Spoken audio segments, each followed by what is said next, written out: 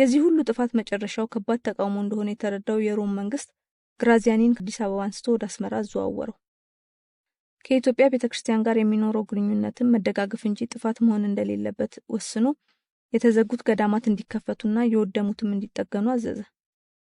ግራዚያኒ ውሳኔው ባያስደስተውም በጥላቸው ከወደማቸው አብያተ ክርስቲያናት የዘረፈውን ንብረት በሰባ ሳጥን አሽጎ ወደ ሀገሩ ከመውሰድ ስላልከለከለው ብዙም አልተከፋም። በግንቦት ወር በኢትዮጵያ ቤተክርስቲያን ላይ የደረሰውን ጥፋት ያዩት የጎጃምና የጎንደር ሊቃውንት የጣሊያን ወራሪ ቤተክርስቲያኗን ለማጥፋት እንደመጣ ስለተረዱት አርበኞቹን በመደገፍ ህዝቡም እንዲደግፋቸው በማስተማር የተቃውሞ ንቅናቄውን አጠናከሩት። የጣሊያኑም ጦር በተለይ በሸዋ ከ45ኛው ባታሊዮን በተጨማሪ ከአዳልገዥ ጋር በመስማማት የሙስሊም ጦር አዘመተበት። የቤተክርስቲያን ዘረፋውና የቤተክርስቲያኑ ጭፍጨፋ ተባብሶ ቀጠለ። በነሐሴ ወር መጨረሻ ላይ ቡልጋ የሚገኘው የወክፈሌ ሚካኤል የበላይ ጠባቂ የነበሩት ፊታውራሪ ወልደ ጻዲቅ ዘውዴ በአካባቢው ይኖር የነበረውን የአቤቱ ኢያሱ ልጅ የሆነውን መላከ ፀሐይ ኢያሱን ወክፈሌ ሚካኤል ቤተክርስቲያን ተቀብቶ እንዲነግስ አደረጉ። የንግስ ስርዓቱ ከተካሄደ በኋላ ነጋሪት ተጎሰመ። መላከ ፀሐይ ኢያሱ ገና የ20 ዓመት ወጣት ቢሆንም ህዝቡ በተሰበሰበበት ንግግር ለማድረግ አልፈራም። ለተሰበሰበው ህዝብም በአባቴ መንበር ላይ ተሹሜያለሁ፣ የኢትዮጵያ ህዝብ ሆይ አንድ ሆነ ጠላትን ተዋጋ ብሎ አወጀ። ይህን የሰማው በዱር በገደሉ ሲዋጋ የነበረው አርበኛ ወደ ቡልጋ ተመመ። ጣሊያኖች ይህን ዜና ሲሰሙ ፍርሃት አንቀጠቀጣቸው። ምክንያቱም አገሩን ለመግዛት የፈለጉት አርበኛውን በአካባቢ ከፋፍለው እንዲሁም ከቤተክርስቲያን በመነጠል ስለነበር የአርበኛው አንድ ሆኖ በቡልጋ መሰባሰብ መስማት የሚፈልጉት ነገር አልነበረም። ግራዚያኒ ምንም ጊዜ ሳያጠፋ ወደ ቡልጋ ከኤርትራና ከጣሊያን ሶማሌ ያውጣጣውን የሙስሊም ጦር ወደ ቡልጋ ዘመተ። ከቡልጋም ዋና ዓላማው ያደረገው አክሊሉ ክርስትና የተነሳበትን እንዶድ ሚካኤልና አካባቢውን ሲሆን ምክንያቱም በምዕራብ በኩል ከሚገኘው የመገዘዝ ተራራ ላይ የታዋቂው አርበኛ ራስ አበበ አረጋይ ምሽግ ስለነበር ነው። ህዳር 15 1930 ዓ.ም የጣሊያን ወራሪ የሙስሊም ጦር እንዶድ ሚካኤል ደረሰ። ሁልጊዜም እንደሚያደርጉት የቤተክርስቲያኑን ንብረት ለመዝረፍ ወደ ዕቃ ቤቱ ሲሄዱ አቃቤ ንዋይ ሆኖ የተሾመው መምሬ መባጽዮንን አገኙት። እንዲከፍት ሲጠይቁት አልተስማማም። ለመደራደር እንኳን ሳይሞክሩ በጥይት ግንባሩን ብለው ሬሳውን ተራምደው በሩን ሰበሩት። ዕቃ ቤቱን ከዘረፉ በኋላ ወደ ዋናው ቤተክርስቲያን አመሩ። ቤተክርስቲያኑን ሰብረው ገብተው ንዋየ ቅዱሳቱንና መጻሕፍቱን ዘርፈው እሳት ለኮሱበት። ቤተክርስቲያኑን ዘርፈው ካቃጠሉ በኋላ ወደ መንደሩ አቀኑ። መንደሩን እየዞሩ ውጭ ያገኙትን በጥይት ለቀሟቸው። ቤት ውስጥ የነበሩትን በሩን እየዘጉ በእሳት አጋዩአቸው። የእንዶድ ሚካኤልን መቃጠል የሰማችው አትጠገብ ባሏ ወደዛው ስለሄደ እንዴት ሆኖ ይሆን ብላ ደንግጣ ስትሮጥ ያዩት ወታደሮች በጥይት ቀለቧት። ቤት ውስጥ የነበሩትም የዳዊት ታናናሾቹን በሩን ዘግተው አቃጠሏቸው። ዳዊት ድቁናውን ከተቀበለ በኋላ ለመጽሐፍት ትምህርት ወደ ጎጃም ስለሄደ ለጊዜው አልተገኘም። እና አክሊሉ ቤት በወቅቱ ማንም አልነበረም። እርጅናና ብቸኝነት የተጫጫናቸው ማህያ ደግድጉ ልጃቸው አካለ ወርቅ ጋር ሄደው መኖር ከጀመሩ ሰነባብተዋል። ቤቱን እንዲጠብቅና የእርሻውን መሬት እንዲያርስ አደራ የተሰጠው የማህያ ሩቅ ዘመድ ከአርበኞች ጋር ተቀላቅሏል። ቤቱ ተዘግቶ ሰው ባይኖረውም ወታደሮቹ እሳት ለቀቁበት። በዚህ መልክ ወታደሮቹ በሌሎቹ የሸዋ አካባቢዎች ያደረሱትን ጥፋት ቡልጋም ላይ ደገሙት። ይህ ሁሉ ጥፋት በኢትዮጵያ ቤተክርስቲያንና ክርስቲያን ላይ ሲካሄድ ራሴን በቅዱስ ጴጥሮስ መንበር ላይ መስርቻለሁ የሚለው መቀመጫውን ቫቲካን ያደረገው የካቶሊክ ቤተክርስቲያን አንድም ተቃውሞ አላሰማም። እንኳን ተቃውሞ ሊያሰማ ወረራውን በመደገፍ የመስቀል ጦርነት እንዲመስል ከፍተኛ ሚና ተጫውቷል። ምንም እንኳን የወቅቱ ፓትርያርክ ፖፕ ፒየስ 13ኛ በቀጥታ ይህን ባይናገሩም በስራቸው ያሉ ጳጳሳት በግልጽ ይህን ሲናገሩና ህዝቡን ሲገፋፉ ምንም ተቃውሞ አላሳዩም። አንዳንድ ጳጳሳት ወታደሮች ከወደብ በመርከብ ተጭነው ለወረራው ሲዘምቱ በቦታው በመገኘት ቡራኬ ሰጥተዋል። የጣሊያን መንግስት ለወረራው የገንዘብ እጥረት ሲያጋጥመው ከህዝቡ በቤተክርስቲያን በኩል ገንዘብ ተሰብስቧል። ከጥሬ ገንዘብ በተጨማሪ ሴቶች ያላቸውን ጌጣጌጥ የጋብቻ ቀለበታቸውንም ጭምር ለቅዱሱ ጦርነት እንዲሰጡ ለፋሽስቱ የካቶሊክ ቤተክርስቲያን ስለሰበከችለት ያገኘውን ሁሉ ወስዶ ለጦርነቱ ማቅዷል። ይህ ሁሉ ጥፋት አንድ አምባገነን መሪ ያድዋውን ሽንፈት በቀላለው ብሎ የተነሳውን ለማስፈጸም የምድሩ ምቾት ሳይሆን በሰማይ መንግስተ ሰማይን ስለመውረስ እሰብካለው በመትለውና በቀልን እጠየፋለው በመትለው የካቶሊክ ቤተክርስቲያን መታገዙ አሳፋሪ ክስተት ነበር። ኢትዮጵያም በዓለም መንግስታትም ሆነ ክርስቲያንን በሚሉት መካከል ፍትህ ብትፈልግም ካንዳቸውን ፍትህ ማግኘት አልቻለችም።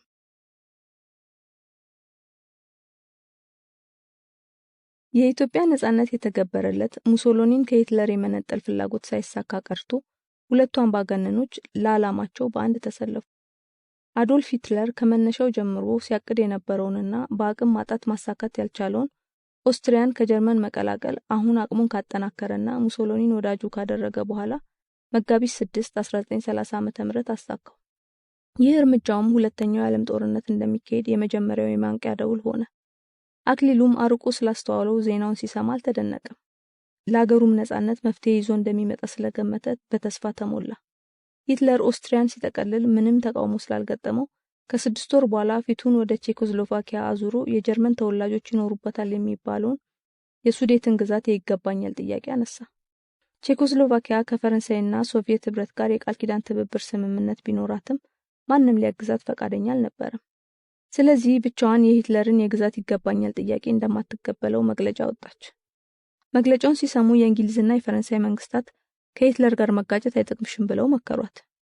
የሶቪየት ህብረት መንግስትም ግንኙነቱን እያቀዘቀዘ በዝምታ ቼኮስሎቫኪያን ብቻዋን አስቀራት። ሙሶሎኒም ወዳጁ ሂትለርን በመደገፍ ዛሬ የጠየቀውን ካልሰጣችሁት ቼኮስሎቫኪያን በሙሉ ስለሚጠቀልላት አስቡበት ብሎ ለእንግሊዝና ለፈረንሳይ መንግስታት ምክረ ሐሳብ አቀረበ። ሁለቱም ሀገራት ምክሩን ወዲያው ሲቀበሉ ሂትለር ድርድሩ በአገሬ ሙኒክ ይሁን ብሎ ቅድመ ሁኔታ አስቀመጠ። የሁለቱም ሀገራት መሪዎች የሂትለርን ቅድመ ሁኔታ ተቀብለው ዋናዋን ባለጉዳይ ቼኮስሎቫኪያን ሳይጠሩ መስከረም 19 1931 ዓ.ም ወደ ሙኒክ አቀኑ። ሙሶሎኒም ወዳጁን ለማገዝ በስብሰባው ላይ ተገኝቶ ነበር። ሂትለርም የሱዴት ግዛት እንዲሰጠው ጠየቀ። ያለምንም ተቃውሞ ሐሳቡን አጸደቁለት። ሙሶሎኒም ወዳጁ ሂትለር የሀገራቸውን መብትና እድገት የሚያስጠብቁ እንዲሁም የአውሮፓን ሰላም የሚሹ እንደሆነ ደሰኮረ። የእንግሊዙ ጠቅላይ ሚኒስትርም ሂትለር የተከበረ ሰው ነው ብሎ አሞገሰው። እንደዚህ በሙገሳ ራሳቸውን አታለው የሙኒክ ጉባኤ የሰላም መድኃኒት ሆኗል ብለው ተለያዩ። ከዊንስተን ቸርችል በስተቀር ይህንን ሸፍጥ በግልጽ የተቃወመ አልነበረም። ቸርችል ግን ውርደት የመረጣችሁት ህዝባችንን ከጦርነት ለማዳን ነው ብላችኋል። ነገር ግን ውርደታችሁንም ተቀብላችሁ ጦርነቱም እንደማይቀርላችሁ እወቁት አላቸው። ሂትለርም የሱዴት ግዛት ሳይበቃው የሙኒኩን ውል በፈረመ በ6ኛው ወር ጠቅላላውን የቼኮስሎቫኪያን ግዛት ወደ ራሱ ጠቀለለ። ቼኮስሎቫኪያም የኢትዮጵያን ጽዋ ቀመሰች። አክሊሉም ይህን ሁሉ ሂደት በቅርብ ይከታተል ነበር። የነገሮች በዚህ ሁኔታ መቀያየር ለሀገሩ ነጻነት ተስፋ ሰጪ ሆኖ ታይቶታል። ነገር ግን መቼና እንዴት የሚሉትን ጥያቄዎች መመለስ አልቻለም። ኦስትሪያንና ቼኮስሎቫኪያን በቀላሉ የጠቀለለው ሂትለር ፊቱን ወደ ፖላንድ አዙሮ ነሐሴ 26 1931 ዓ.ም ያልተጠበቀ ወረራ ሰነዘረባት። በዚህ ጊዜ ሌሎቹም የአውሮፓ ሀገራት ለነሱም እንደማይመለስ ስለተረዱ ይህን ጥቃት አወገዙ። በጦር ኃይላቸውም እንደሚገጥሙት ለመግለጽ እንግሊዝና ፈረንሳይ የመጀመሪያዎቹ ሆኑ። ይህ መግለጫቸውም ሁለተኛው የዓለም ጦርነት መጀመሩን አሳሪ ሆነ። ፈረንሳይና እንግሊዝ ይህን መግለጫ ሲያወጡ የሶቪየት ህብረት መንግስትም ይቀላቀለናል ብለው ቢጠብቁም የሶቪየቱ መሪ ስታሊን ነሐሴ 17 1931 ዓ.ም ከሂትለር ጋር የሰላም ውል ተፈራርሞ ስለነበር ከጎናቸው ሳይሰለፍ ቀረ። ይባስ ብሎም ሂትለር ፖላንድን ወሮ የሚፈልጋቸውን ቦታዎች ከወሰደ በኋላ ቀሪውን ለስታሊን አስረከበው። ሂትለር በአንድ ወር ውስጥ የፖላንድን ወረራና ክፍፍል ከጨረሰ በኋላ ወደ ሰሜን በመሻገር ዴንማርክን፣ ኖርዌይን፣ ቤልጂየምን፣ ሉክሰምበርግና ሆላንድን እስከ ግንቦት 1932 ዓ.ም ድረስ ወረረ። በቀጣይ የሂትለር ዓላማ ፈረንሳይ እንደምትሆን ለማንም ግልጽ ሆነ። ይህን የተረዳው ሙሶሎኒ የሂትለርን አብረን ተሰለፍ ጥያቄ ሲያጓትት ቢቆይም ወዳጁ ሌሎቹን ሀገራት በቀላሉ ስለወረረ ፈረንሳይንም በቀላሉ እንደሚይዝ ስለገመተ የጥቅሙ ተካፋይ ለመሆን ከጎኑ እንደሚቆም በይፋ አወጀ። የሂትለርን ፍጥነት ያየው አክሊሉ ፈረንሳይም በቀላሉ በሂትለር እጅ እንደምትወድቅ ገመተ። ለመገመት የማይቻለው ከከባድ ጦርነት በኋላ ወይስ ያለምንም ጦርነት ሂትለር ፓሪስን ይቆጣጠራል የሚለው ነው። በማንኛውም ሁኔታ ፓሪስ በሂትለር እጅ ከወደቀች ለነዋሪዎቿ ፈተና እንደሚሆን ስለማያጠራጥር እንዴት ይህን ፈተና እንደሚያልፉት ከኮሌት ጋር ለመምከር የአርብ ማታውን ቀጠሯቸውን ጠበቀ። እንደተለመደው አርብ ማታ ለራት ሲገናኙ ሐሳቡን አነሳባት። ኮሌትም እኔ እንኳን ሂትለር ፈረንሳይን መያዝ የሚፈልግ አይመስለኝም። እስካሁን የያዛቸው ሀገሮች እኮ የጀርመን ተወላጆች የሚኖሩባቸው ሀገራት ናቸው። ፈረንሳይ ምንም ያህል የጀርመን ተወላጆች የሉባትም ብላ መለሰችለት። አክሊሉም የዋህነቷን ተረድቶ አይምሰልሽ፣ ሂትለር የተነሳው ከአንደኛው የዓለም ጦርነት በኋላ በጀርመን ላይ የተጣለውን ቅጣት ለማንሳትና ቀጪዎቹን ለመበቀል ነው። ቅጣቱን የሚዘረዝረው ውል የተፈረመው ፈረንሳይ ቬርሳይ ከተማ መሆኑን አትርሺ አላት። የሚለው ነገር ትርጉም የሚሰጥ ቢሆንም ኮሌት ግን አገሯን በሂትለር እጅ ልትወድቅ ትችላለች የሚለውን ነገር መቀበል አዳገታት። ግራ መጋባቷንና መጨነቋን ያየው አክሊሉ ነገሮችን ሰፋ አድርገን እንድንመለከተው ብዬ ነው። ሳንዘጋጅ ቀርተን ችግር ውስጥ ከምንወድቅ ተዘጋጅተን ችግሩ ባይከሰት አንጎዳም ብዬ ነው አላት። ኮሌትም የነገርከኝ ነገር ትርጉም የሚሰጥ ነው፣ ግን በአንድ ጊዜ ይሆናል ብሎ ለመቀበል ከበደኝ አለችው። ባትነግረውም ስሜቷን የተረዳው አክሊሉ ገብቶኛል፣ በአንድ ጊዜም እንድትቀበኝ አልጠብቅም፣ እንድታስቢበት ጊዜ እሰጥሻለሁ፣ ብቻ ቀድሞሽ ሂትለር ፓሪስ እንዳይደርስ ተጠንቀቂ ብሎ ፈገግ አሰኛት። ምሽቱ ጥሩ የአየር ሁኔታ ያለበት የግንቦት ወር ቢሆንም ኮሌት ምንም ልትዝናናበት አልቻለችም። አክሊሉም ቢሆን ዓለም ያለችበት ሁኔታ ወደ ጦርነት እያመራች እንደሆነ ስለተገነዘበ ለመዝናናት አልቻለም። ሁለቱም አብረው ቢቀመጡም በየራሳቸው ሐሳብ ነግደው ነበር። አክሊሉ ፓሪስ በሂትለር እጅ ስትወድቅ ምን ማድረግ እንዳለበት በአእምሮ ለማቀድ ሞከረ። መወሰን ያልቻለው ኮሌትን ይዟት ከፓሪስ ይወጣል ወይስ ይተዋታል የሚለውን ነበር። አክሊሉ ፓሪስ በሂትለር እጅ ስትወድቅ ምን ማድረግ እንዳለበት ቀድሞ ማቅረድ ያስፈልገው ለራሱ ብቻ ሳይሆን አብሮት ለሚኖሩት ወንድሞቹ መኮንንና መክበብም ኃላፊነት ስለነበረበት ነው። ከኮሌት ጋር የፈረንሳይ መያዝን ከመከሩ ከጥቂት ቀናት በኋላ የሂትለር ጦር በሰሜን ፈረንሳይ ጥቃቱን ሰነዘረ። በሰሜን የነበረው የፈረንሳይ ጦር የሂትለርን ጦር ምንም መመከት ስላልቻለ የሂትለር ጦር በ2 ቀናት ወደ ፓሪስ ለመጠጋት ቻለ። የጦሩ አዛዥም ፓሪስ በ24 ሰዓታት ውስጥ በሂትለር እጅ እንደምትወድቅ ለፈረንሳይ ጠቅላይ ሚኒስትር አስታወቀ። ጠቅላይ ሚኒስትሩም ጠቃሚ የሚላቸውን የመንግስት ሰነዶች በሂትለር እጅ እንዳይወድቁ እንዲቃጠሉ አዘዘ። የሂትለር ጦር ግን በቀጥታ ፓሪስን ከመያዝ ይልቅ በዙሪያ የሚገኙትን ከተሞች መያዝን ስለመረጠ ፓሪስ ለመግባት 3 ሳምንት ፈጀበት። በደቡብ በኩል የጣሊያን ጦር ድጋፉን ለመስጠት እየገሰገሰ ስለነበር በጥቂት ቀናት ሁለቱ ጦሮች ፓሪስ እንደሚገናኙ እርግጥ ሆነ። የሂትለርን ጦር ፍጥነት ያዩ አክሊሉ ከፈረንሳይ እንዴት መውጣት እንደሚችል ለመማከር ከፈረንሳዩ ጠቅላይ ሚኒስትር ፖል ሬኖ ዘንድ ለመቅረብ ቀጠሮ አስያዘ። በቀጠሮ ቀን ጧት ወደ ጽፈት ቤቱ ሲሄድ የፈረንሳይ መንግስት ወደ ቦርዶ መዛወሩ ተነገረው። እሱም ወደዛው መሄድ እንዳለበት ወሰኑ። ከመሄዱ በፊት ጠቃሚ ብሎ ባንክ ያስቀመጣቸውን ሰነዶች ለማውጣት ወደ ባንኩ ሲሄድ እሱም ተዘግቷል። ወደ ቤቱ ሲመለስ በመንገዱ ላይ ያሉት ሱቆችም ሆኑ ቢሮዎች ዝግ ነበሩ። ቤት ለሚጠብቁት ወንድሞቹ ያጋጠመውን ነገራቸው። አሁን ያለው አማራጭ ወደ ቦርዶ ሄዶ እንግሊዞችን የሚያሳፍር መርከብ ስላለ ተሳፍሮ ወደ እንግሊዝ መሄድና ከጃንሆይ ጋር መገናኘት እንደሆነ አስረዳቸው። ነገር ግን ትራንስፖርት ስለማይገኝ በራሳቸው መንገድ መንቀሳቀስ እንዳለባቸውም ገለጸላቸው።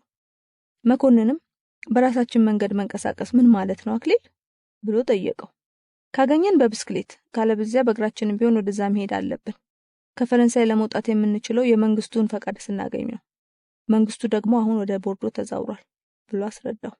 መኮንንም ከዚህ ቦርዶ ቅርብ ነው እንዴ ብሎ ሲጠይቀው አይደለም፣ ወደ 600 ኪሎ ሜትር ይሆናል፣ ግን ሌላ ምርጫ የለንም አለው። መልሱን ሳይጠብቅ አንተ እዚህ ትቆያለህ፣ እኔና መክበብ እንሄዳለን፣ ከዚያ ሆኜ የምትወጣበትን መንገድ አመቻቻለሁ አለው። መኮንንም ምንም ማድረግ ስለማይችል የአክሊሉን ሐሳብ ለመቀበል ተገደደ። ይህን ነግሯቸው ኮሌትንና ሌሎች ጓደኞቹን ለማግኘት ወጣ። በመጀመሪያ ወደ ኮሌት አምርቶ ሲገናኙ እሷ ፊት ላይ ሐዘን፣ እሱ ፊት ላይ ጥድፊያ ይታይባቸው ነበር። ዛሬ ሌሊቱን ከፓሪስ መውጣት አለብኝ አላት። እንዴት ብለህ? ምንም ትራንስፖርት እኮ የለም አለችው። ከመክብብ ጋር በሳይክል ወደ ቦርዶ ለመሄድ ወስኛለሁ። ካገኙ አብሮኝ የሚሄዱ ጓደኞች እፈልጋለሁ። መንገዱ ብቻ ከመሄድ ሰብሰብ ብለን ብንሞክረው ሳይሻል አይቀርም። ወስኖ እንደመጣ ስላወቀች ሌላ ሐሳብ ለማምጣት አልፈለገችም። ከዚህ የተሻለ ሐሳብም የላትም። እኔ ምን ላግዝህ እችላለሁ ብላ ጠየቀችው። ሳይክል የለኝም፣ መግዣ ገንዘብም የለኝም። ለኔና ለመክብብ ብትገዥልን ትልቅ እርዳታ ነበር። ገዝቼ እጠብቅሃለሁ አለችው። ምሽት 12 ሰዓት እንደሚመጣ ቀጠሮ ሰጥቷት ጓደኞቹን ሊያገኝ ሄደ። ከጓደኞቹ መሃል ከዚህ በፊት አብሮት ወደ ኢትዮጵያ ለመሄድ ትኬት የቆረጠው ሉቃስ አሁንም አብሮት ለመሄድ ተስማማ። በቀጠሮ ሰዓት አክሊሉ ኮሌት ጋር ተመለሰ። በቋሏ መሰረት 2 ሳይክል ጋስታ ጠበቀችው። በፍጥነት ከፓሪስ ለመውጣት ስለፈለገ ስሜቷን ምንም ሳይረዳ ልክ እንደ ስራ ባልደረባ ያናግራት ጀመር። አስፈላጊ ሰነዶች የት እንደተቀመጡ ነግሯት ሲመቻት ወስዷ ወደ እሷ እንድታስቀምጣቸው፣ ታላቅ ወንድሙ መኮንን ጉዞውን ስለማይችለው እዚሁ ትቶት ስለሚሄድ ከሀገር እስኪወጣ ድረስ በቻለችው እንድታግዘው ነግሯት ሳይክሎቹን ይዞ ለመሄድ ሲነሳ ከአቅሟ በላይ ስለሆነ እየጮኸች ማልቀስ ጀመረች። ለቅሷን ሲያይ ወደ ቀልቡ ተመለሰ። ካሁን በኋላ መቼ እንደሚያገኛት እንኳን ሳያውቅ ጥሏት ሊሄድ እንደሆነ ሲረዳ ሐዘኑ አጥንት ውስጥ ገባ። አቅፏት ማልቀስ ጀመረ። ለረጅም ቆይታ ተቃቅፈው ተላቀሱ። አልቅሶ ሲወጣለት መሄድ ስላለበት ከቅፎ አወጣት። እሷ ግን አሁንም ማልቀሷን አላቆመችም። ከዚህ በላይ መቆየት ስለማይችል ሳይክሎቹን ይዞ ወደ ቤቱ ሄደ። ቤት ሲደርስ መክብብ ተዘጋጅቶ እየጠበቀው ነበር። ሉቃስ አብሯቸው እንደሚሄድ ነግሮት ያዘጋጀውን የእጅ ሻንጣቸውን ይዞ እንዲወጣ ነገረው። ለመኮንን ዞር ብሎ የኮሌት አድራሻ የተጻፈበትን ወረቀት እየሰጠው የሚያስፈልገውን ነገር ሁሉ ስለምትረዳው እንዲያገኛት ነግሮት ተሰናብቶት ወጣ። መኮንንም የአክሊሉን ሁኔታ ሲያይ ያኔ አቅፎ ክርስትና ያስነሳውና ከዛም በኋላ እንደ አባት ተንከባክቦ ያሳደገው ሕፃን ልጅ ሳይሆን ትልቅ ባለስልጣን መሰለው። በእርግጥም አክሊሉ ገና የ28 ዓመት ወጣት ቢሆንም ከተሸከመው ኃላፊነት የተነሳ ልጅነቱ ያስታውቅም ነበር። አክሊሉና መክብብ በመንገዳቸው ላይ ከሉቃስ ጋር ተገናኝተው ጉዟቸውን ወደ ቦርዶ ጀመሩ። እነሱ ብቻ ሳይሆኑ ብዙ ሰው ፓሪስን ለቆ ወደ ቦርዶ እየተጓዘ ነበር። በነበረው የሰው ብዛት የተነሳ ከመክብብ ጋር ተጠፋፉ። መፈላለጉ የበለጠ አስቸጋሪ ስለነበር ቦርዶ እንገናኝ ይሆናል በሚል ተስፋ መንገዳቸውን ቀጠሉ። ፓሪስም አክሊሉ ጥሏት በወጣ በነጋታው ሰኔ 7 1932 ዓ.ም በሂትለር እጅ ወደቀች። ከፓሪስ ፖቲየር ሲደርሱ አክሊሉና ሉቃስን የፈረንሳይ ወታደሮች ይዘው አሰሯቸው። ምክንያቱም በጨለማ ውስጥ መንገዳቸውን ለመለየት ያበሩት መብራት የጀርመን ወታደሮችን ይጠራል ብለው ነበር። የፈሩት ደርሶ የጀርመን ወታደሮች ከአንድ ቀን በኋላ ደርሰው ወታደሮቹን ሲማርኳቸው እና አክሊሉ ነፃ ሆኑ። ጉዟቸውን ቀጥለው ከአንድ ቀን በኋላ ቦርዶ ሲደርሱ ከመክብብ ጋር ቢገናኙ ወደ እንግሊዝ የሚሄደው መርከብ ትናንት ሄዶ ነበር። አክሊሉ ችግሩ ላይ ሳያተኩር መፍትሄ ለመፈለግ ወስኖ ሌላ መርከብ እንዳለ ሲያጠያይቅ አንድ የፈረንሳይ ዲፕሎማት በመጨረሻው መርከብ ወደ እንግሊዝ ሊሄድ እንደሆነ ሰማ። ዲፕሎማቱን አግኝቶ ወደ እንግሊዝ አብሮት ለመሄድ አስፈላጊውን የይለፍ ወረቀት እንዲሰጠው ቢጠይቀው እኛውን ተሸንፈናል፣ በገባነው ስምምነት መሰረት የጀርመን ጠላት የሆነ ማንኛውም ግለሰብ ከፈረንሳይ እንዳይወጣ ተስማምተናል፣ ስለዚህ ከፈረንሳይ መውጣት አትችልም አለው። አክሊሉም ለጣሊያን አሳልፋችሁ ልትሰጡኝ አትችሉም፣ ይህ ከዓለም ሕግ ውጪ ነው ብሎ ጥሎት ሄደ። የፈረንሳይ መንግስት ወደ ቦርዶ ከተዘዋወረ በኋላ ፓሪስን ለጠላት አሳልፎ የሰጠው ጠቅላይ ሚኒስትር ፖል ሬኖ ስልጣኑን ማስጠበቅ አልቻለም። በምትኩም ማርሻል ፊሊፕ ፔተን በቦታው ተተካ። ፔተን ከናዚ ጋር ከመዋጋት ይልቅ በሂትለር የተወሰነለትን ግዛት ለማስተዳደር ስለተስማማ መቀመጫውን ወደ ቪሸ አዘዋወረ። አክሊሉም የፈረንሳይ መንግስትን ተከትሎ ወደዛው አመራ። ማደሪያ ስላልነበረው በድንኳን እያደረ ከፈረንሳይ የሚወጣበትን መንገድ ለማመቻቸት መንቀሳቀስ ጀመረ። በፔተን ስር የነበረው ባለስልጣን የቀድሞ ጠቅላይ ሚኒስትር ፒየር ላቫል ስለነበር አክሊሉን ፈረንሳይ ኢትዮጵያን ስለማታውቅ ፓስፖርት መወሰድ አለበት ብሎ ፓስፖርቱን ነጠቀው። አክሊሉ ግን ለራሱ ትርፍ ፓስፖርት አዘጋጅቶ ስለነበር ምንም አልመሰለውም። ላቫልን ፓስፖርቱን በመንጠቅ ሳይመለስ የቁም እስረኛ አድርጎ ወደ ማርሴይ አጋዘው። ይህ ሁሉ ሲሆን መክብብና ሉቃስ ቦርዶ ቀርተው ስለነበር አክሊሉ የደረሰበትን ፈተና አላወቁም። መኮንንም ፓሪስ ተቀምጦ አክሊሉ እስኪያወጣው ይጠባበቃል። ኮሌት አክሊሉ ምን ሆኖ ይሆን እያለች በጭንቀት ልታብድ ምንም አልቀራት። አክሊሉ ለዚህ ሁሉ ፈተና እጅ ሳይሰጥ ባለው ቅያሪ ፓስፖርት ከማርሴይ ወደ ቪሸ እየተመላለሰ ከፈረንሳይ ለመውጣት እንዲችል ከተለያዩ ሀገራት ዲፕሎማቶች ጋር ይነጋገር ነበር። ሐሳቡ ወደ ኢትዮጵያ ሳይሆን ወደ ሌላ ሀገር ለመሰደድ አስመስሎ ከፈረንሳይ ከወጣ በኋላ እንግሊዝ ወዳሉት ጃንሆይ ለመሄድ ነበር። የአሜሪካና የሜክሲኮን ቪዛ ማግኘት ቢችልም በፓስፖርቱ ከፈረንሳይ መውጣት አልቻለም። ይህን ሁሉ የአክሊሉን መከራ ያየው የኮሎምቢያው ዲፕሎማት ቶማስ ወልድ በሚል ስም የኮሎምቢያ ፓስፖርት ሰጠው። በዚህ ፓስፖርት አማካኝነት ከማርሴይ ገዥ ጋር ባደረገው ለአስጨራሽ ድርድርና ልመና አክሊሉ ከፈረንሳይ የመውጫ ፈቃድ አገኘ። ትክክለኛው ፓስፖርቱን ለአሜሪካው ዲፕሎማት ሰጥቶ ሊዝበን ወደሚገኘው ጽሕፈት ቤታቸው እንዲልክለት አደራ ብሎ ከ10 ወር የስቃይ ቆይታ በኋላ ፈረንሳይን ለቆ ወደ ፖርቹጋል ተጓዘ።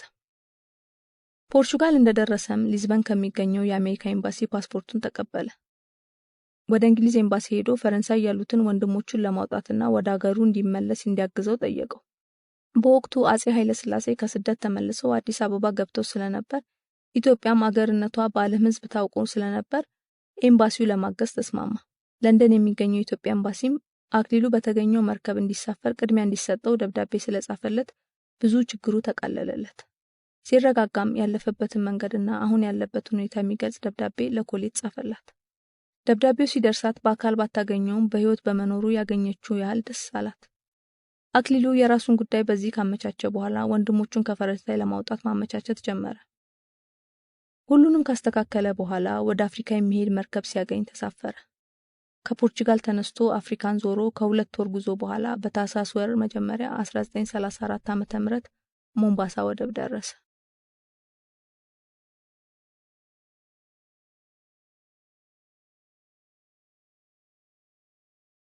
አክሊሉና እንግሊዞች ሂትለርና ሙሶሎኒ በአንድ ጎራ መሰለፋቸውን ያረጋገጡት የአውሮፓ ሀገራት እነሱም ተባብረው እነዚህን አምባገነን መሪዎች መመከት እንዳለባቸው ሲወስኑ ሁለተኛው የዓለም ጦርነት እውን ሆነ። የጥምረቱ የፊት መሪ እንግሊዝ ስትሆን አዲስ የተመረጠው ጠቅላይ ሚኒስትሯ ዊንስተን ቸርችል ከአዲሱ የጦር መሪው አንቶኒ ኤደን ጋር በመሆን ቀዳሚ እርምጃቸው ኢትዮጵያ ውስጥ ያለውን የሙሶሎኒ አስተዳደርን ማፍረስ አደረጉት።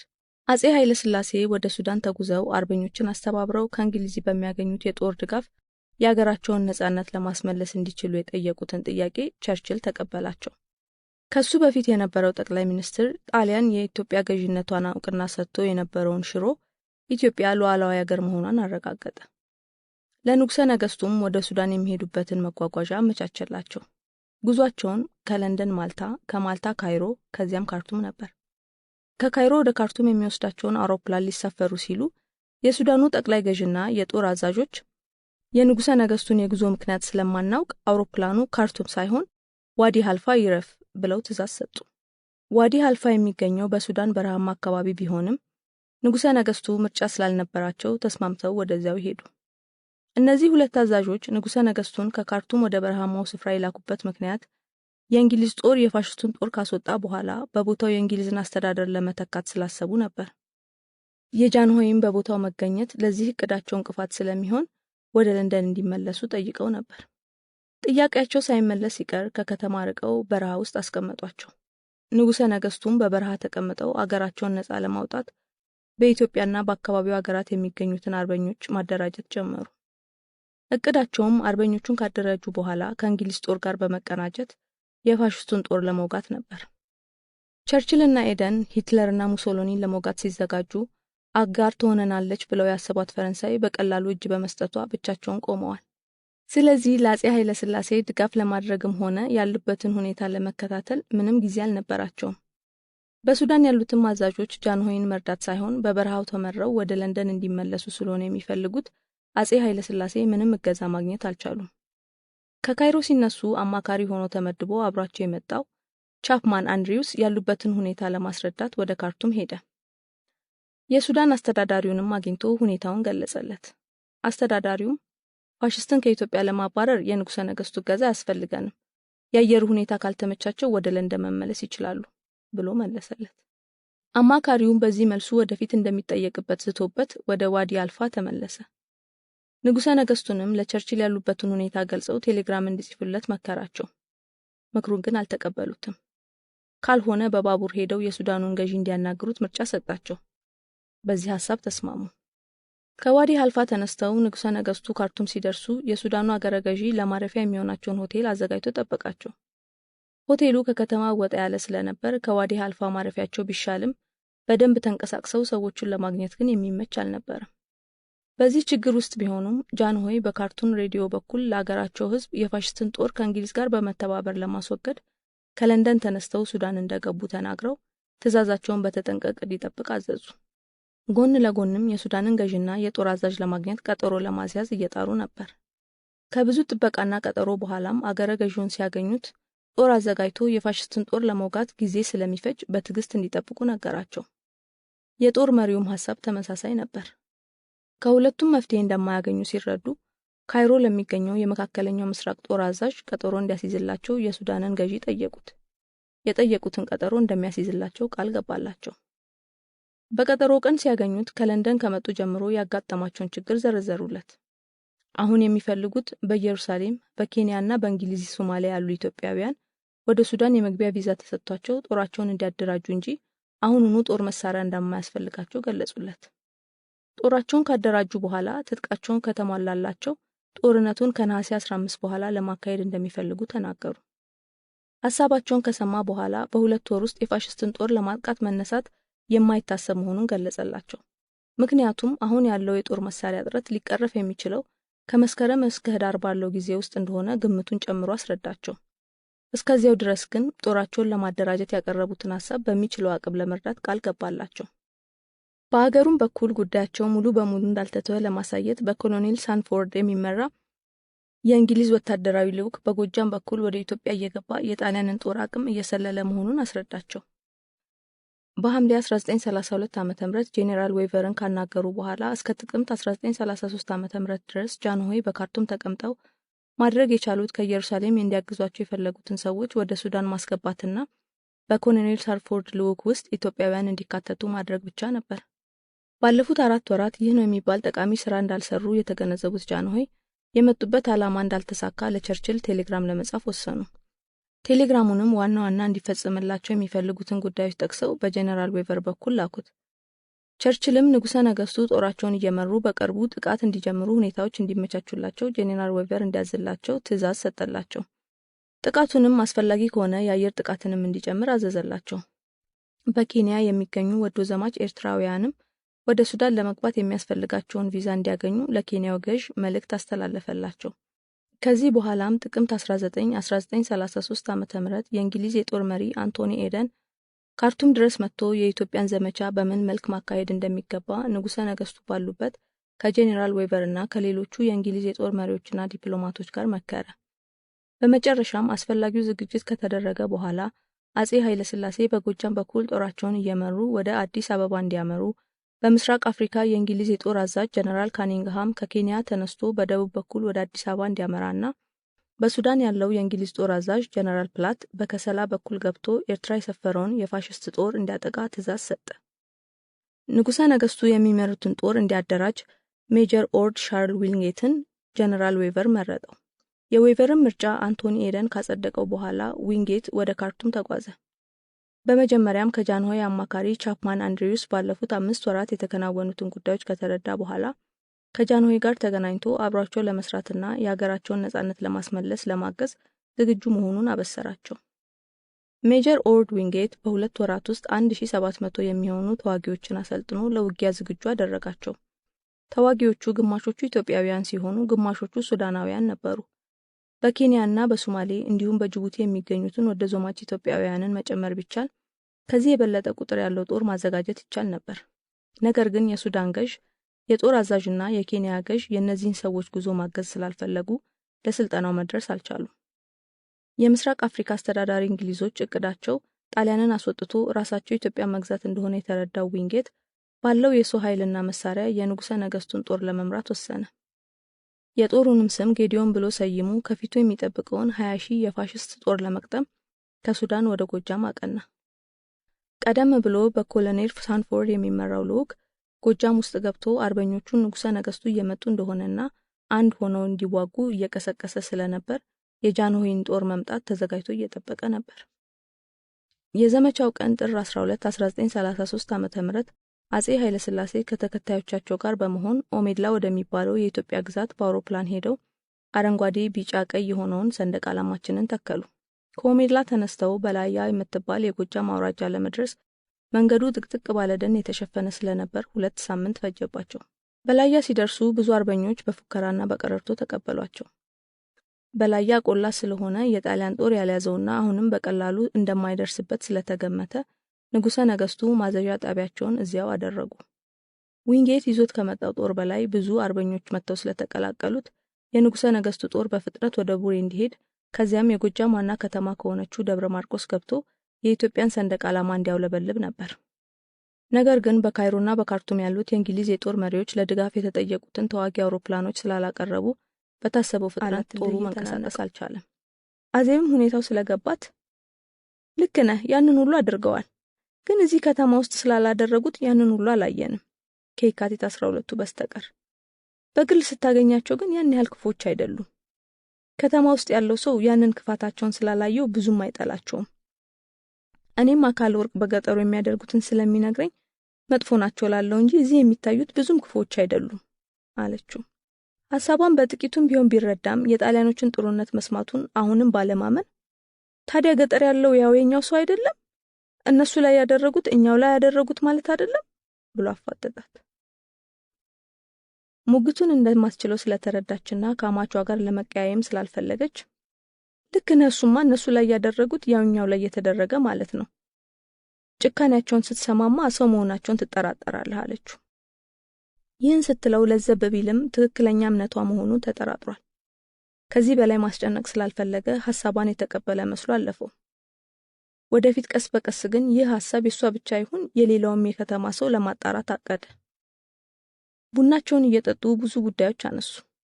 አዜብ ነገሮችን የምታይበት መንገድ አክሊሉን አርክቶታል። ስለ ጣሊያኖቹ የሰጠችውን ማስተያየት ባያስደስተውም ካላት ነገሮችን የመመዘን ችሎታ አንፃር ትክክል ሊሆን እንደሚችል ገምቷል። በወሬያቸው መሃል እንግሊዞቹን የመጥፎ ነገር ምሳሌ አድርጋ ስለምትጠቅሳቸው ነጭን በጠቅላላ የመውደድ ባህሪ እንደሌላት አረጋግጧል። በጠቅላላ ወንድሙ ጥሩ ሚስት እንዳገኘ ደመደመ። እሱም ኮሌትን ሲያገባ ጥሩ ጓደኛሞች እንደሚሆኑ አሰበ። ቡናቸውን ከጨረሱ በኋላ አዜብን ተሰናብቶ ወደ መኝታ ክፍሉ አመራ። ከእጅ ሻንጣው ውስጥ ወረቀትና ብር አውጥቶ ለኮሌት ደብዳቤ መጻፍ ጀመረ። በደብዳቤው መንገድ ላይ ያጋጠመውን በሰላም አገሩ መግባቱን ወንድሙ ቤት እንዳረፈና ወንድሙ አስተዋይ ሚስት አግብቶ እንደጠበቀው ነገራት። ደብዳቤውን ጽፎ ሲጨርስ ምሳ ሰዓት እየደረሰ ቢሆንም ስላራበውና ድካም ስለተጫነው አልጋ ላይ ገደም አለ። ምንም ያህል ሳይቆይ የእንቅልፍ ማዕበል መጣና ወሰደው። ከእንቅልፉ የነቃው ማታ አካለወርቅ ለራት ሲቀሰቅሰው ነበር። ከመኝታ ክፍሉ ወጥቶ ለራት ሲቀላቀላቸው አካለወርቅ አንተ ምን ሆነ ነው እንዲህ የምተኛው? የሞትክ እኮ ነው የምትመስለው አለው። ምን ላድርግ ብለህ ነው? የሰላም እንቅልፍ ካገኘው 8 ዓመት ሆነኝ። ከወልወሉ ግጭት ጀምሮ ወይ ለስብሰባ እየተዘጋጀው ነው፣ ካለበለዚያ በስብሰባ ምክንያት ያመለጠኝን ትምህርት ለማካካስ እያነበብኩ ነው። አንዳንዱ ሌሊት እንዲሁ በመጨነቅ እንቅልፍ ሳይወስደኝ ይነጋል። ፓሪስ ከተያዘች በኋላማ ተወኝ። እንኳን እንቅልፍ ሊወስደኝ በትክክል አልጋ ላይ የተኛሁባቸው በጣት የሚቆጠሩ ቀናት ናቸው። ፖርቹጋል ስገባ መቼም ይሻላል፣ ግን አእምሮዬ ስላልተረጋጋ ረጅም ሰዓት መተኛት አልችልም ነበር ብሎ ሲያስረዳው ከአካለወርቅ ይልቅ አዜብ አንጀቷ ተንሰፈሰፈለት። ራታቸውን እየበሉ አክሊሉ ስለ ሀገሩ ሁኔታ መጠየቅ ጀመረ። አካለወርቅም ከላይ ይመልስለት ነበር። በጥልቀት ካወሩ ስለ እናቱና ቡልጋ ስላሉት ቤተሰቦቻቸው ይጠይቃል ብሎ ስለፈራ የወሬውን አቅጣጫ ለማስቀየር እነ መኮንን መቼ የሚመጡ ይመስልሃል ብሎ ጠየቀው። በትክክል ማወቅ አይቻልም። ከፈረንሳይ የሚወጡበትን አስፈላጊውን ሰነዶች አሰርቼ ልኬያለሁ። አሁን መጓጓዣ ነው ችግሩ። ሲገኝ ቅድሚያ ይሰጣቸዋል ብሎ መለሰለት። ከዚህ ንግግሩ የነ መኮንን መምጫ ጊዜ እንደማይታወቅ ስለተረዳ ነገ የእናቱን ሞት ሊያረዳው ወሰነ። በነጋታው ጠዋት 12 ሰዓት አካለወርቅ አዜብን አስከትሎ ወደ አክሊሉ መኝታ ክፍል ሄደ። በሩን አንኳኩቶ ሲከፍተው አክሊሉ ከእንቅልፉ ነቃ። ወንድሙን ሲያየው ግን ለቁርስ ሊቀሰቅሰው ስለመሰለው ለመነሳት አልሞከረም። አካለወርቅም አክሊሉ ተነስ፣ አንድ የምናወራው ጉዳይ አለን ሲለው ከድምፁ ፍሰት ከበድ ያለ ጉዳይ እንደሆነ ተረዳ። በፍጥነት ካልጋው ተነስቶ ጫፉ ላይ ተቀመጠና ምንድነው የተፈጠረ ችግር አለ ብሎ ጠየቀው። ባልነበርክበት ወቅት የተፈጠሩ ነገሮችን ልንገርህ ብዬ ነው ሲለው አክሊሉ ግራ ተጋብቶ ታዲያ ስነሳ አይደርስም ነበር ብሎ ጠየቀው። እሱስ ይደርሳል፣ ግን መርዶ በጧት ስለሚረዳ ብዬ ነው ብሎ ሐሳቡን ጀመረለት። አክሊሉ ለአገሩ ባህል ባዳ ስለሆነ አካለወርቅ የሚለው ወዲያው አልገባውም። ለማሰቢያ ጊዜ ሳይሰጠው እናታችን አርፋለች ብሎ መርዶውን አረዳው። አክሊሉ በጣም ስለደነገጠ የሚለው ነገር ጠፋው። ምን ማድረግ እንዳለበትም አላወቀም። መጨረሻ እናቱን ያየበትን ጊዜ በድጋሚ አስታወሰ። ፍጹም ደስተኛ ፊቷ መጥቶ ድቅን አለበት። ወዲያው የጣሊያኖቹን እናትህን እንገላታለን ዛቻ አስታውሶ ካልጋው ላይ ተፈናጥሮ ተነሳና ጣሊያን የገደላት ብሎ ወንድሙን ጠየቀ። ኧረ አይደለም፣ ጣሊያን ከወጣ በኋላ ቆማ ድራኝ በድንገት ከ2 ወር በፊት ነው ያረፈችው ብሎ መለሰለት። መጥናናትና ቁጭት ባንድ ላይ አክሊሉ ላይ ተፈራረቁበት። በተፈጥሮ ሞት ልጃቸውን ድረው በመሞታቸው ሲጽናና ለጥቂት ሳያያቸው በመሞታቸው ደግሞ ተቆጨ። ነገር ግን የሁኔታዎች ሂደት ከቁጥጥሩ ውጭ ስለነበሩ ምንም ማድረግ አይችልም ነበር። ተመልሶ አልጋው ጫፍ ላይ ተቀምጦ ራሱን በእጁ ይዞና ወደ መሬት አቀርቅሮ ይህን ሲያሰላስል አንድም የእንባ ዘለላ አላፈሰሰም ነበር። ተረጋግቶ መቀመጡን አካለወርቅ ሲያይ በዚያውም የነ መምሬ መባጽዮንና ቤተሰቡን ማለቅ ሊነግረው ወሰነ። ሌላም መርዶ አለ አክሊሉ ብሎ ሲጀምር አክሊሉ ከእናቱ ሞት በላይ ሊኖር እንደማይችል በመገመት ቀና ብሎ ንገረኝ በሚል አኳኋን አየው። አካለወርቅም መምሬ መባጽዮንም አርፏል ሲለው አክሊሉ ምንም ስላልጠበቀው በጣም ደንግጦ እሱ ደግሞ ምን ሆኖ ብሎ ጠየቀ። የክርስትና አባቱንና የቤተሰቡን አሟሟት አካለወርቅ ሲያስረዳው አክሊሉ ራሱን መቆጣጠር አቃተው። እየተነሳ እየተቀመጠ እየጮኸ አለቀሰ። ለሱ አባት ብቻ ሳይሆን በግፍ ለተገደሉት ያገሩ ሰዎች በሚመስል መልኩ ለረጅም ጊዜ አለቀሰ። ጥቃት አጥንቱ ድረስ ዘልቆ ተሰማ። ባልጠበቁት መልክ ከቁጥጥር ውጪ የሆነባቸው አዜብና አካለወርቅ ተደናገጡ። አካለወርቅ አብሮ እያለቀሰ ሊያጽናናው ሞከረ። አዜብ ምን እንደምትል ግራ ስለገባት ዝም ብላ ተዛለች። ሰው የእናቱ ሞት ሳያስለቅሰው የክርስትና አባቱ ሞት እንዴት ከቁጥጥር ውጪ እንደሚያደርገው ልትረዳ አልቻለችም። አክሊሉ ጮሆና አልቅሶ ሲወጣለት ተመልሶ አልጋው ጫፍ ላይ ተቀመጠ። በመጠኑም ቢሆን ተረጋግቶ የነመምሬ መባጽዮንን አሟሟት አካለወርቅ ከማን እንደሰማ ጠየቀው። እምዬን አምጥቼ ከኔ ጋር መኖር ስትጀምር ቤቱን እየጠበቀ መሬቱንም እንዲያርስ አንድ ዘመድ አስቀምጠን ነበር። እሱ ነው አገር ሲረጋጋ መጥቶ የነገረን። እሱ እንዴት ተረፈ? እሱማ ከአርበኞቹ ጋር ተቀላቅሎ ሲዋጋ ነበር። በአካባቢውም አልነበረም። ቤት የቀረውን አላስተረፉትም እኮ። የኛም ቤት ተቃጥሏል። አክሊሉ የሰማውን ነገር ለመረዳትና ከብዙ አቅጣጫ ለማየት ጊዜ እንደሚያስፈልገው ተረዳ። የጣሊያኖቹን ጥፋት ከከተማው ህዝብ ሳይሆን በትሩ ካረፈበት የገጠሩ ህዝብ ለመስማት ወደሚያውቀው ቡልጋ ለመሄድ ወሰነ። ይህን ሐሳቡን ግን ወዲያው ለወንድሙ አልገለጸለትም። አካለወርቅም መቆዘሙን ስላየ ለብቻው ጊዜ እንዲኖረው በል ስራ ስለመሄድ እኔ ልውጣ፣ መልሰ መተኛት ከፈለክ ረፍና ካዜብ ጋር ቁርስ ትበላላችሁ ብሎት ካዜብ ጋር ወጡ። አክሊሉ ተመልሶ አልጋ ውስጥ ቢገባም እንቅልፍ ግን አልወሰደውም። አልጋ ውስጥ ትንሽ ከቆየ በኋላ ለኮሌት የጻፈው ደብዳቤ ላይ አሁን የሰማው መርዶና ስሜቱን ጨምሮ ጻፈላት።